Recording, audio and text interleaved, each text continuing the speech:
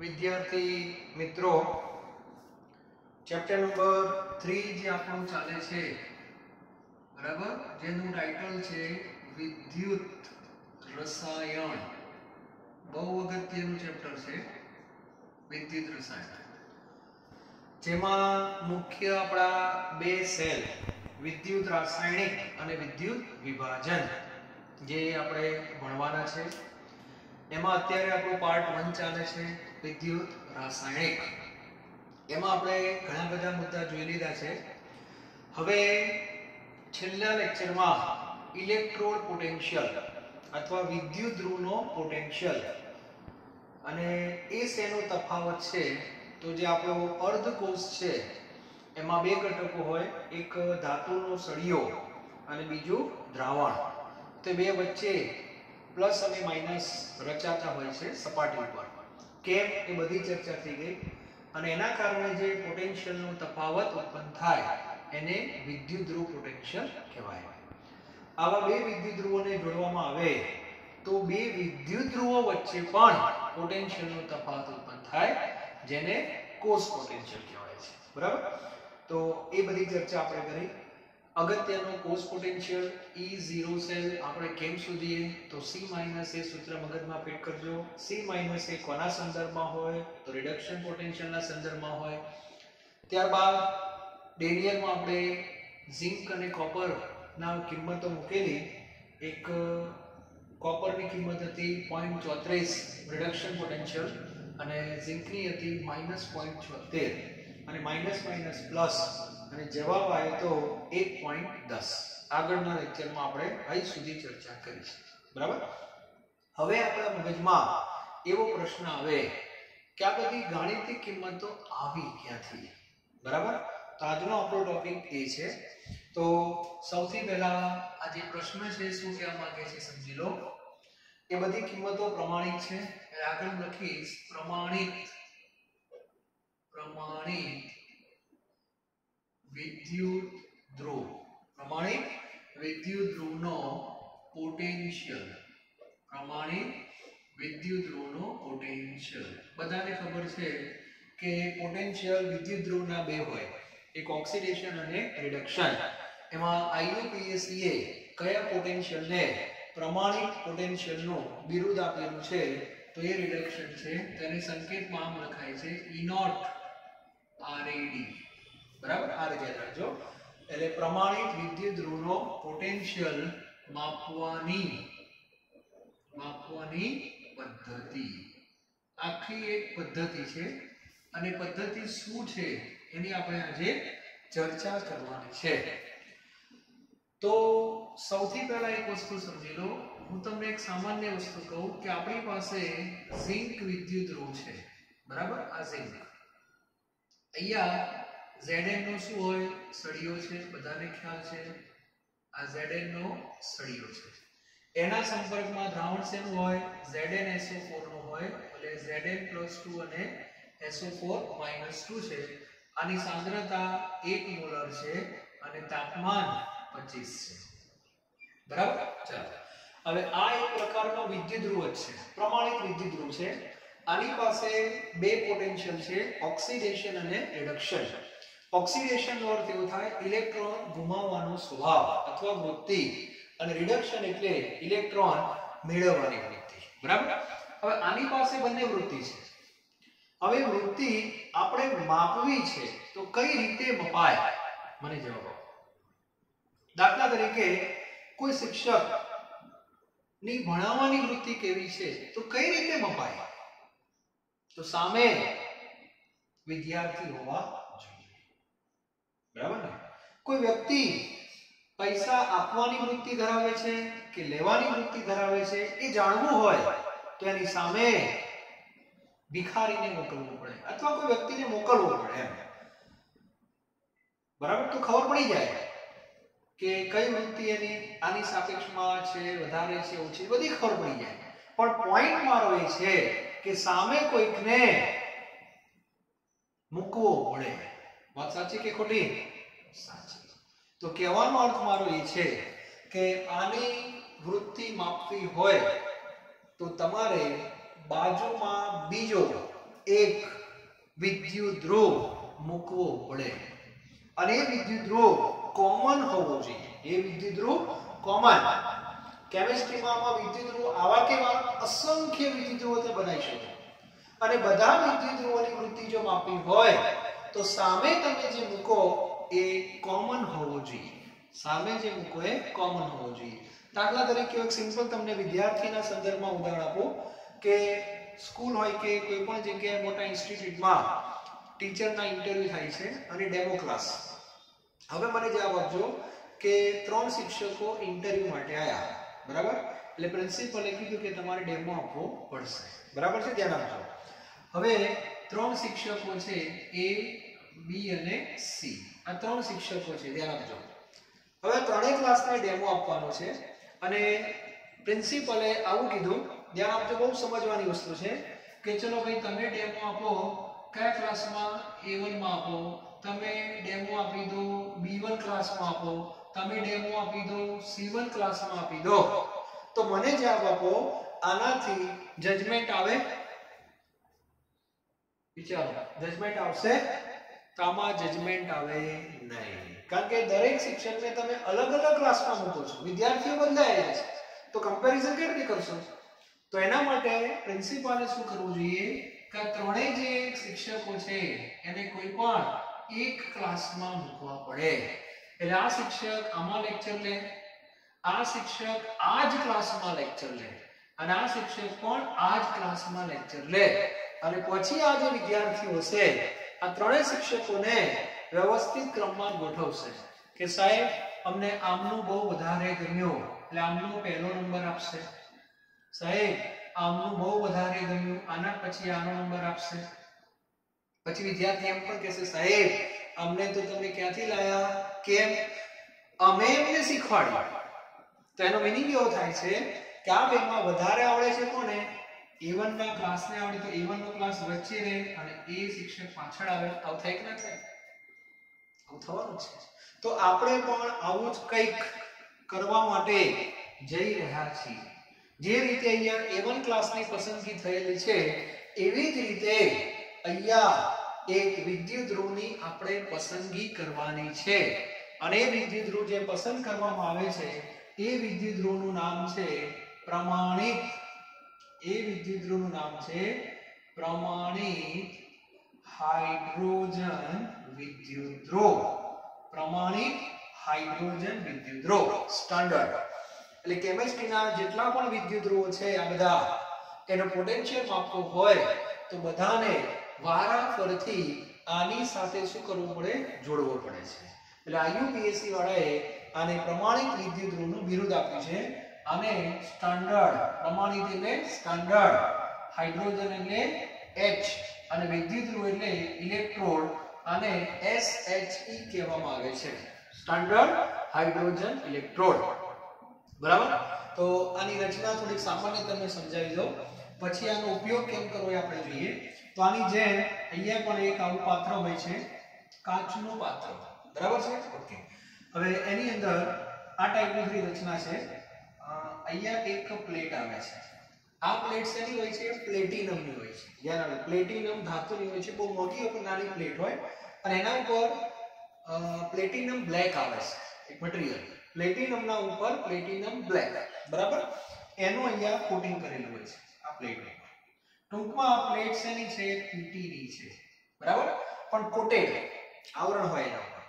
ત્યારબાદ આ જે પ્લેટ હોય એને અહીંયા એક વાયર હોય, વાયર તો જોઈશે, એ વાયર સાથે કનેક્ટ કરેલું છે. જણાવજો આ રીતે બનતા, બરાબર? હવે આ જે દ્રાવણ હોય, બીજી એક રચના આ રીતની છે અને વ્યવસ્થિત પકડમાં રહે એટલા માટે આ લોકો અહીંયા શું કરે છે? અહીંયા એક કાચની નળી અહીંયા સેટ કરેલી હોય છે.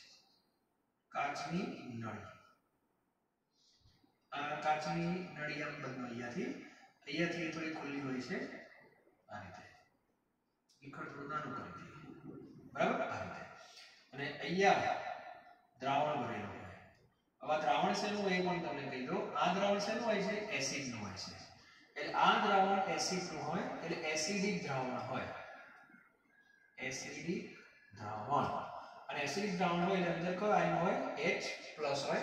તાપમાન કેટલું? આનું 25 જ હોય અને સાંદ્રતા કેટલી 1 મોલર, બરાબર? એટલે આ પ્રમાણિત જ રાખવું પડે. ત્યારબાદ એ લોકો શું કરે, અહીંથી થોડોક હાઇડ્રોજન દાખલ કરેલો હોય, H2 ગેસ, ધ્યાન આપજો, બરાબર?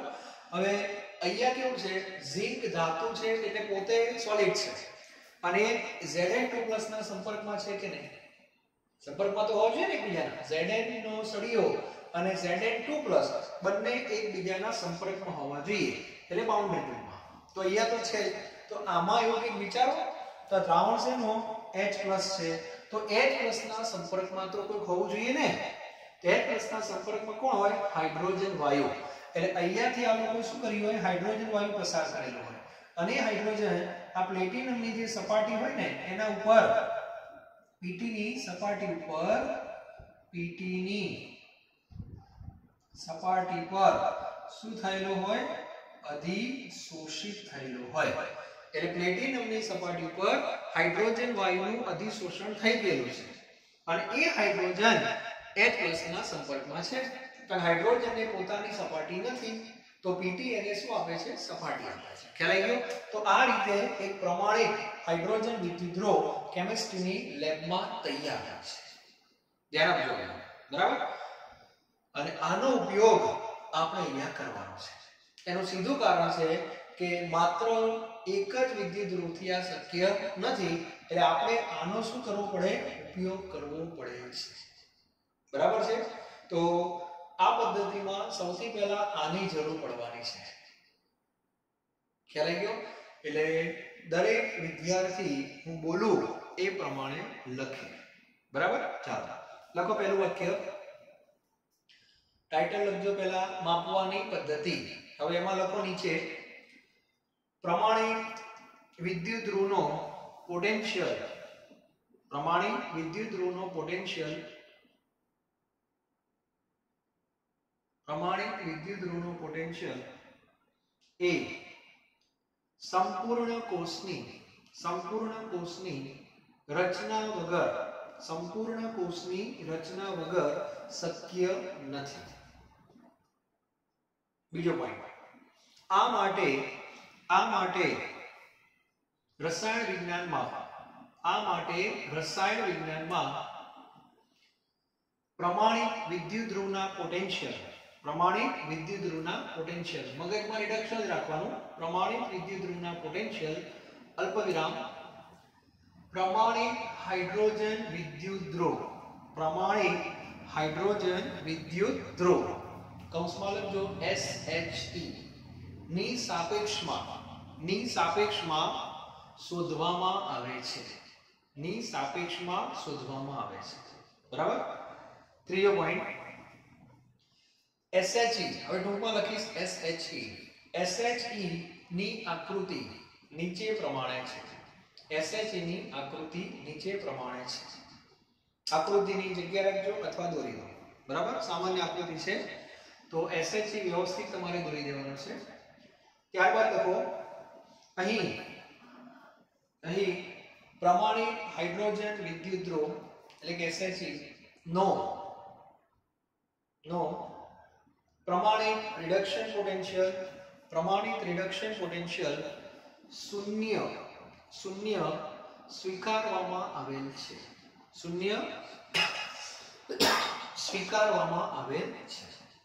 એટલે આનો શૂન્ય સ્વીકાર લીધો છે. આ મગજમાં ક્લિયર હોવું જોઈએ, બરાબર? આગળનું વાક્ય, એટલે એનો અર્થ એવો થયો, ધ્યાન આપજો. તો આનો મારે કઈ બી પોટેન્શિયલ માપવો હશે તો આને મારે આની સાથે શું કરવો પડશે? જોડવો પડશે. આ એક વસ્તુ ક્લિયર હોવી જોઈએ, બરાબર? અને જોડ્યા પછી આખો સેલ બની જશે અને સેલમાં એનોડ કેથોડ બધું પિક્ચર ક્લિયર થઈ જશે, પણ આખો પ્રયોગ કરવો પડશે તમારે. પણ પહેલા શું છે ખબર હોવી જોઈએ. તો એની આકૃતિ ખબર હોવી જોઈએ, બરાબર? એમાં 25 તાપમાન, સાંદ્રતા 1 મોલર, આ બધું બતાવી દેવાનું કે પ્રમાણિત છે એટલા માટે, બરાબર? હવે પ્રશ્ન એ છે કે હવે શું કરવાનું? તો ધ્યાન આપજો. હવે લખવાનું મૂકી દો થોડાક સમય માટે. હવે આપણે સોમવાર, બરાબર છે? ધારો કે સોમવાર એટલે કે મંડે, સોમવારે આની સાથે ટેબલ ઉપર આ પણ મૂકી દેવાનો, બરાબર? એટલે આ જે વિદ્યુત ધ્રુવ છે આપણે હમણાં દોરી આકૃતિ એ પણ તમારે અહીંયા મૂકી જ દેવાની. આકૃતિ હું ફરી દોરું છું, કઈ વાંધો નહીં, બરાબર. અને એ આકૃતિ જે છે એની અંદર આપણી આ કાચની નળી હતી, અહીંયા પેલી પ્લેટિનમની તકતી જે કહેવાય એ કાચની નળી તો બંધ જ હોય, બરાબર. અહીંયા હવે શું કરવાનું, અહીંયા વાયર હતો, ઓકે, અને અહીંયા દ્રાવણ છે H+ નું અંદર, અને આ બેને વચ્ચે અહીંયા શું મૂકી દેવાનો, સોલ્ટ બ્રિજ. એટલે ક્ષાર સેતુ બની ગયો. એટલે આ કયો પરિપથ થઈ ગયો, આંતરિક. અહીંયા રાખવાનો H2 છે અધિશોષિત થયેલો. H2 કોના સંપર્કમાં, H+ માં. Zn કોના સંપર્કમાં, Zn2+ ના. અને હવે આ બેને શું કરી દેવાના, જોડી દેવાના. જેવું તમે જોડી દેશો એટલે બાહ્ય પરિપથ પણ કેવો થઈ ગયો, કમ્પ્લીટ થઈ ગયો. ચાલો હવે આમાં રેડોક્સ પ્રક્રિયા ચાલુ થઈ જશે. હવે પ્રશ્ન એ આવશે ઓક્સિડેશન ક્યાં થાય અને રિડક્શન ક્યાં થાય, એ કેમ ખબર પડે, બરાબર. તો એના માટે ધ્યાન આપજો, પ્રયોગો ઉપરથી ખબર પડે કે આમાં ઓક્સિડેશન થયું છે કે રિડક્શન થયું છે. તો આની અંદર જ્યારે Zn હોય છે ત્યારે શું થાય છે તમને કહી દો. Zn જ્યારે હોય છે ત્યારે અહીંયાથી પરપોટાને બધું બહાર નીકળે છે. પરપોટાને બધું બહાર નીકળે દ્રાવણમાંથી. પરપોટા બહાર નીકળેનો મીનિંગ કેવો થાય કે H+ નું રૂપાંતર H2 ગેસમાં થાય છે. એનો સીધો અર્થ એવો થાય કે જે H+ છે એ ઇલેક્ટ્રોન શું કરે છે, મેળવે છે. તો જ H2 ગેસ બન્યો હોય ને. એનો સીધો અર્થ એવો થાય કે આ વિદ્યુત ધ્રુવ C તરીકે વર્તે છે. C એટલે કેથોડ તરીકે વર્તે છે, કારણ કે આને ઇલેક્ટ્રોન મેળવ્યા. એટલે આ જે H+ છે એ ઇલેક્ટ્રોન મેળવે છે. ધ્યાન આપો, ઇલેક્ટ્રોન મેળવે છે.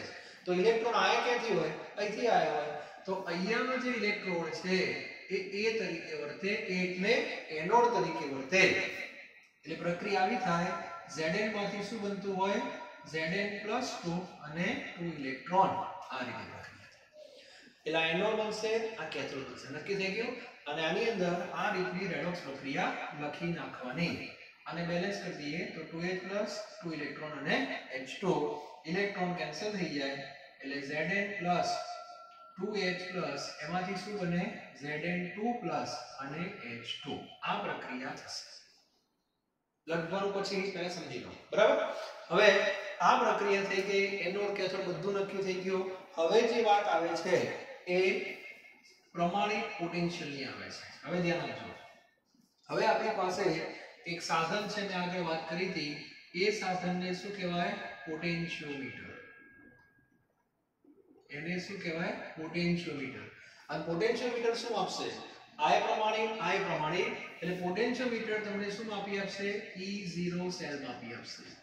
E0 સેલ એટલે આખા કોષનો પોટેન્શિયલ માપી આપશે. અને આની અંદર જવાબ આવે છે 0.76 વોલ્ટ આવે છે. આ કયું મૂલ્ય કહેવાય, પ્રાયોગિક. આ કયું મૂલ્ય કહેવાય, પ્રાયોગિક મૂલ્ય કહેવાય. હવે આ પ્રાયોગિક મૂલ્ય લઈ આપણે સૂત્રમાં મૂકવાનું. કયા સૂત્રમાં, સૈદ્ધાંતિક. સૈદ્ધાંતિક એટલે E0 સેલ કેમ શોધાય, તો બધાને ખબર છે C - A, બરાબર. C - A એટલે C - A લખો એટલે reduction potential cathode minus reduction potential anode. આ બધું કામ હવે ક્લાસમાં કરો, બેઠા બેઠા. પ્રયોગશાળાનું કામ પતી ગયું છે. E0 સેલની પ્રાયોગિક કિંમત અહીંયા મૂકી દો એટલે 0.76 થઈ ગઈ. હવે કેથોડ તરીકે કોણ વર્તે છે, તો હાઇડ્રોજન, બરાબર. તો અહીંયા તમારે હાઇડ્રોજનનો રિડક્શન પોટેન્શિયલ કેમ લખાય, તો E0H+1/2H2. કેમ લખાય બધાને ખબર પડી જોઈએ. ઓક્સિડેશન આંકમાં ઘટાડો થવો જોઈએ એટલે +1 માંથી 0. અહીંયા 2 લખવાની જરૂર નથી, બરાબર. અને અહીંયા શું લખવાનું, રિડક્શન પોટેન્શિયલ એનોડ. એનોડ તરીકે કોણ છે, ઝિંક છે. તો ઝિંકનો રિડક્શન લખવાનું કેમ લખાય, E0Zn2 Zn. અને વૈજ્ઞાનિકોએ કેમિસ્ટ્રીમાં આના રિડક્શન પોટેન્શિયલને શૂન્ય સ્વીકારેલો છે. 0.760 માઈનસ E0Zn2 Zn, બરાબર. તો માટે E0Zn2 Zn is equal to -0.76 આવશે. આ કિંમત આવી ગઈ. તો આ રીતે રિડક્શન પોટેન્શિયલ શોધવામાં આવે છે. તો -0.76 તમે જે કિંમતો મેળવી એ કોની સાપેક્ષમાં મેળવી, હાઇડ્રોજનની સાપેક્ષમાં. આની સાપેક્ષમાં બધાની કિંમતો આ રીતે મળશે. પણ શું ઇલેક્ટ્રોન કોણ આપે છે અથવા ક્યાંથી જાય છે એ આપણને ખબર હોવી જોઈએ. એનો આધાર આમાં Zn2+ છે અને આમાં H+.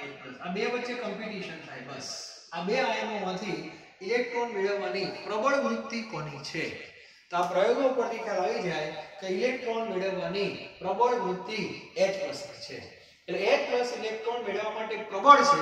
એટલે અહીંયા Zn ને ઇલેક્ટ્રોન ગુમાવવા પડે જ કહેવાનો અર્થ છે. ખ્યાલ આવી ગયો? તો આ રીતે આખું કામ થતું હોય છે. હવે હું જે રીતે બોલું એ પ્રમાણે તમારે લખવાનું છે. ચાલો સૌથી પહેલા દરેકે આગળના બે વાક્યો લખી નાખ્યા કે પ્રમાણિત હાઇડ્રોજન વિદ્યુત ધ્રુવનો પોટેન્શિયલ શૂન્ય સ્વીકારવામાં આવેલો છે. ત્યાં સુધી બધાએ લખેલું છે. ઓકે, લખો. હવે આપેલા પ્રમાણિત વિદ્યુત ધ્રુવને આપેલા પ્રમાણિત વિદ્યુત ધ્રુવને SHE સાથે જોડી સંપૂર્ણ પ્રમાણિત કોષ બનાવવામાં આવે છે. સંપૂર્ણ પ્રમાણિત કોષ બનાવવામાં આવે છે. આગળનો પોઈન્ટ આ પ્રમાણિત કોષનો પોટેન્શિયલ પોટેન્શિયોમીટર વડે માપવામાં આવે છે. જે E0 સેલનો પ્રાયોગિક મૂલ્ય છે. બરાબર? આગળનો પોઈન્ટ. ત્યારબાદ E0 સેલની કિંમત સૈદ્ધાંતિક સૂત્રમાં મૂકવામાં આવે છે. સૈદ્ધાંતિક એટલે કૌંસમાં લખી નાખો અથવા નીચે E0 સેલ બરાબર C - A. આવું મગજમાં રાખજો. મૂકવામાં આવે છે. આગળનો પોઈન્ટ. અહીં SHE નો પ્રમાણિત પોટેન્શિયલ. હવે હું પ્રમાણિત પોટેન્શિયલ કહું વિદ્યુત ધ્રુવનો રિડક્શન સમજવાનું. બરાબર? અહીં SHE નો પ્રમાણિત પોટેન્શિયલ શૂન્ય સ્વીકારવામાં આવેલ હોવાથી પોટેન્શિયોમીટર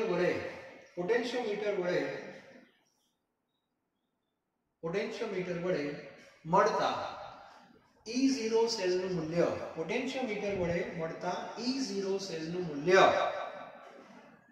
આપેલ વિદ્યુત ધ્રુવનો પ્રમાણિત રિડક્શન પોટેન્શિયલ બને છે.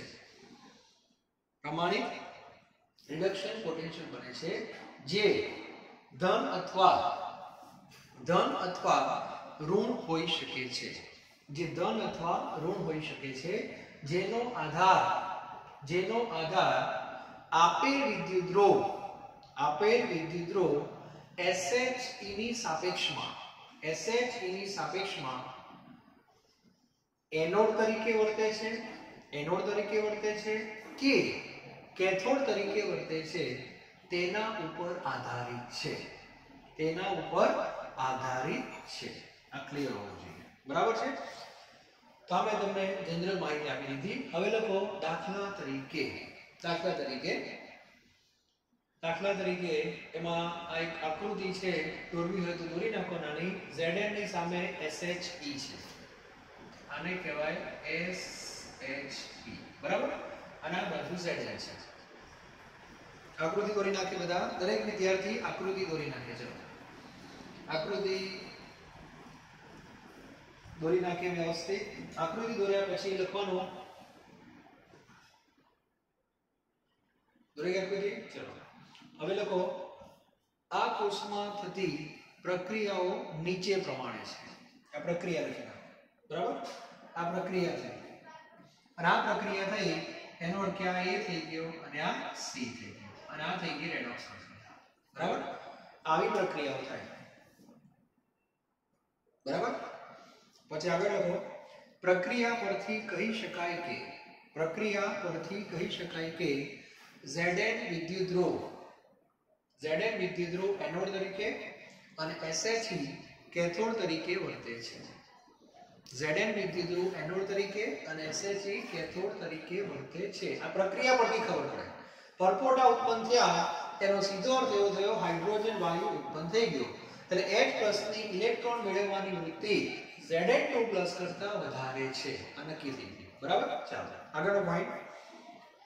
પોટેન્શિયોમીટર વડે E0 સેલનું પ્રાયોગિક મૂલ્ય 0.76 મળે છે. પોટેન્શિયોમીટર વડે E0 સેલનું પ્રાયોગિક મૂલ્ય 0.76 મળે છે. જેને સૈદ્ધાંતિક સૂત્રમાં મૂકતા મૂકી દો ની સૈદ્ધાંતિક અને કિંમતો શોધી કાઢો. બરાબર? એટલે અહીં સુધી લખી નાખો. E0 Zn2 + Zn is equal to -0.76. દરેક વિદ્યાર્થી શાંતિથી લખે, ઉતાવળ નથી. -0.76.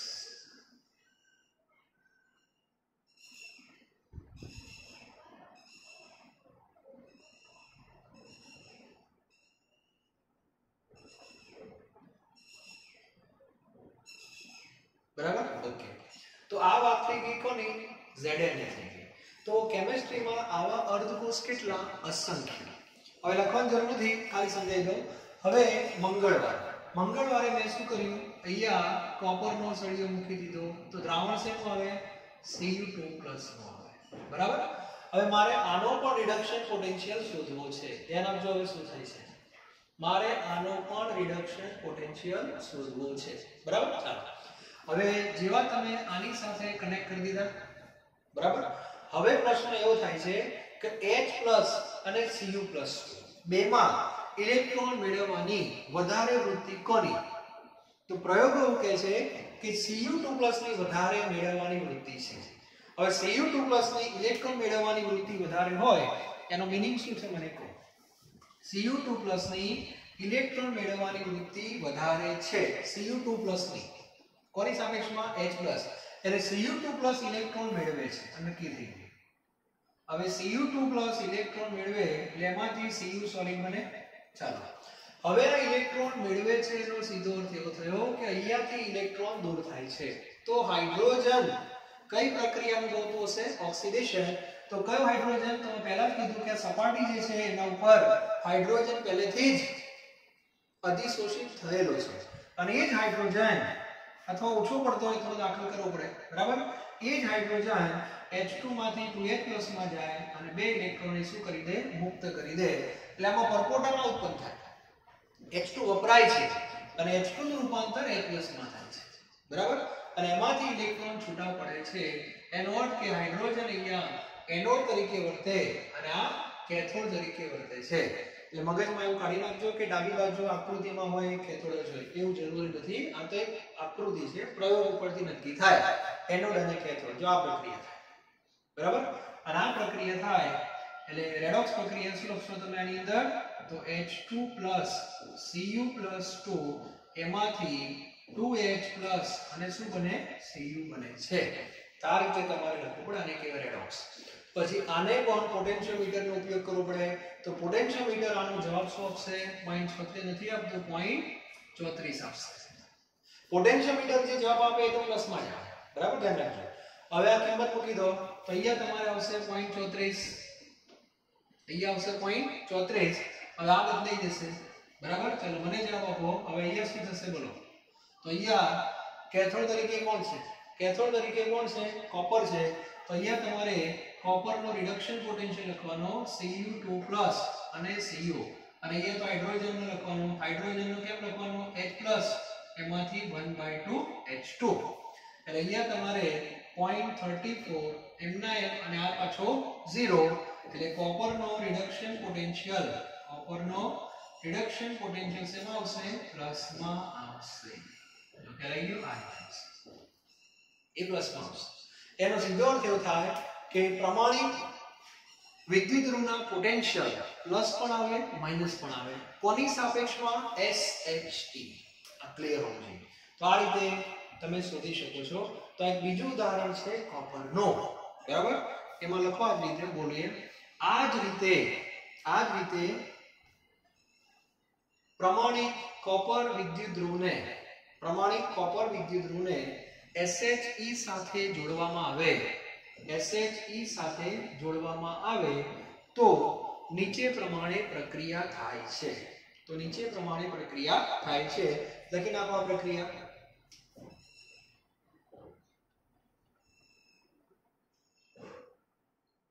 ACR બરાબર, એનોડ કેથોડ અને રેડોક્સ, આ પ્રમાણે પ્રક્રિયા થાય છે. ચાલો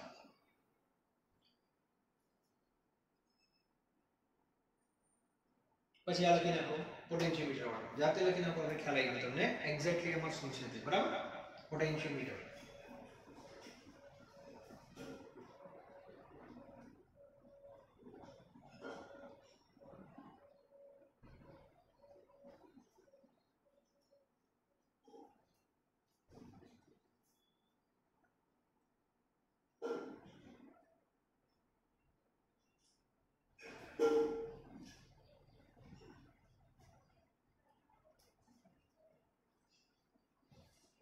ચાલો લખાઈ ગયો છે આ બધાને.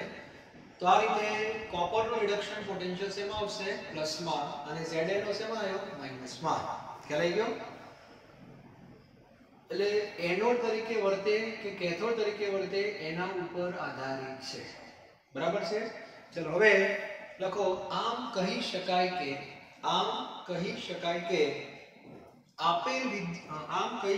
કે આપેલ પ્રમાણિત વિદ્યુત ધ્રુવ, આપેલ એટલે આ બધા ઝિંક અને કોપર, આપેલ પ્રમાણિત વિદ્યુત ધ્રુવ SHE, હું ટૂંકમાં બોલીશ SHE ની સાપેક્ષમાં એનોડ તરીકે